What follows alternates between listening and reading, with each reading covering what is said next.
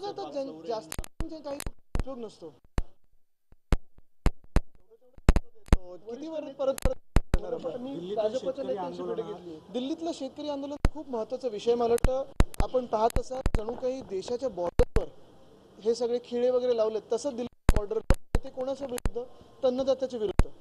खरं तर पाहिलं असेल जेव्हा वित्तमंत्री त्याचं बजेट त्याच्यात पण त्यांनी सांगितलं की 4 महत्त्वाच्या जातींवर आता पुढच्या वर्षी लक्ष देणार. महिला आहेत, गरीब आणि युवा आहेत.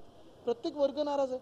मग 10 वर्ष केलं ते. आणि मुख्य हा येतो की त्यावेळी जेव्हा आंदोलन उठवलं गेलं तेव्हा जी आश्वासनं दिली होती पूर्ण नाही.